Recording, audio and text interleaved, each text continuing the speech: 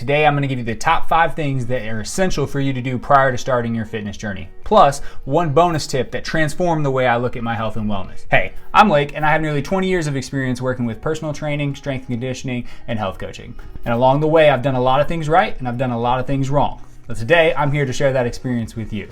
So let's jump right in. When it comes to fitness, there's so much information out there that it's really easy to get lost in the specifics of diet or workout plans. That's why it's so important to set a specific goal first, because everything that you do from that point forward should be aligned with that specific goal. If you're doing things that aren't in alignment with that goal, there's a good chance that you're wasting precious time. Our friend here, we'll call him Troy, initially lost weight because he was tired of being the platonic best friend to every girl he had ever met. Now, changing that fact brought immense value to his life. Even if it wasn't the most noble motivation, it was certainly a powerful one. A goal can start as simple as reaching a certain look, lowering your risk for disease, or improving your mobility.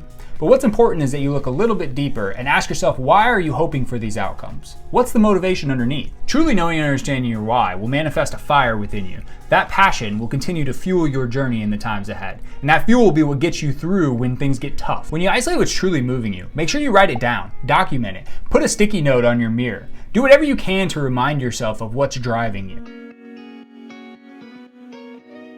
Another factor directly impacting your ability to get results is the current lifestyle and culture that you lead. Do you have a scheduled Friday night pizza night?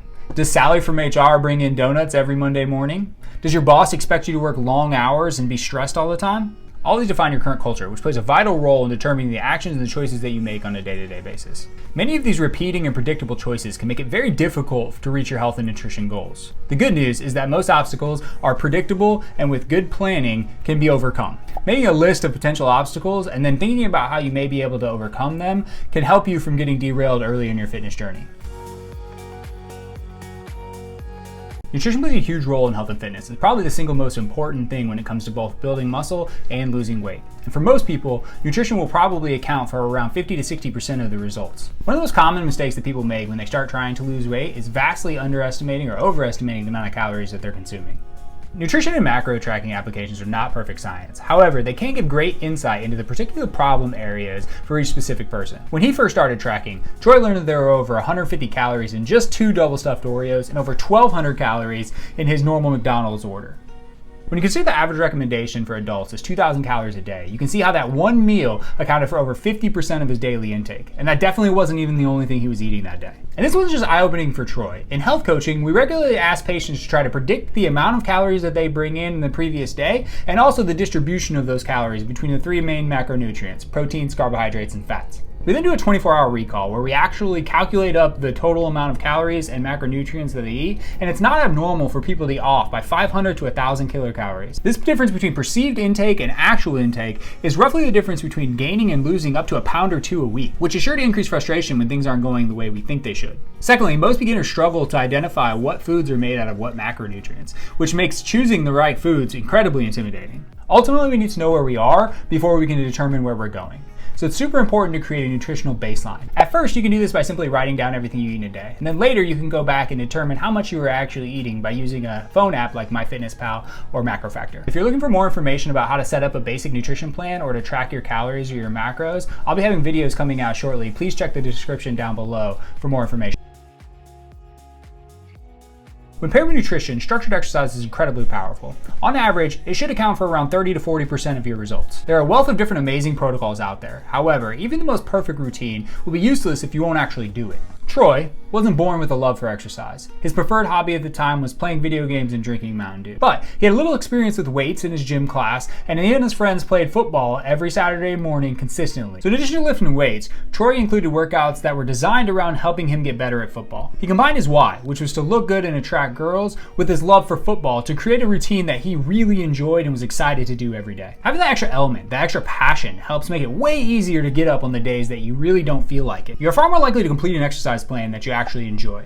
So I encourage you to take a good look at what you've enjoyed in the past and come up with 1 to 3 activities that are active that you really like doing. From there, you can find a structured exercise routine that implements protocols with those activities, just like Troy. Now, I always encourage resistance training because of the myriad of benefits. However, the most important thing is that you create a program or a routine that is in line with the things that you love. Also, if you're learning anything, please hit the like button below and let me know down in the comments so I know this is helpful. Without question, time is our most valuable resource, and utilizing it appropriately will be incredibly important on our fitness journey. We live in a society surrounded by ultra-processed fast foods and technology that's designed to provide convenience. The idea is great. It saves us so much time in our jam-packed schedules. However, the results of this have been catastrophic. As activity levels decrease, obesity and other diseases related to a sedentary lifestyle have drastically risen over the last 30 to 40 years. Good news is there's plenty of ways to save time while increasing your activity levels and moving towards your health and fitness goals. Utilizing the power of exponential time and structuring your activities to get the most bang for your buck are just a couple of examples. First, you need to get a good idea of where you're currently at. And the best way to do that is to use a calendar app or spreadsheet to track your whole day. Try to account for every minute. Make sure to include any social events and work responsibilities that you might have.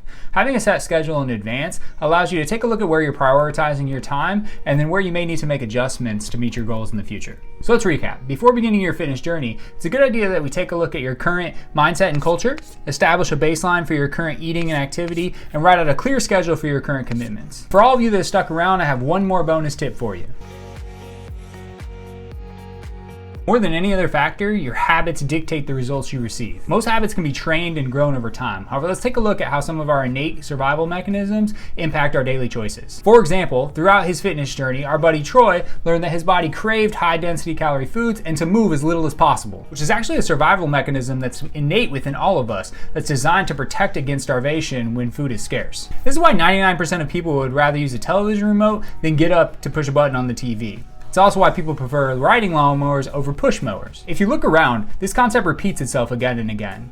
The human body is designed to conserve energy. This concept may seem unfortunate at first. However, it can be harnessed and utilized for your benefit. It's this realization that helped Troy understand that one of the keys to his fitness was making the easy choice the healthiest one. For example, having meals prepped and waiting for him in the fridge allowed Troy to be way less tempted to stop and get easy takeout. Rather than fighting his natural tendencies, he utilized them and aligned with them and was able to maximize his results. But Troy's story doesn't end there.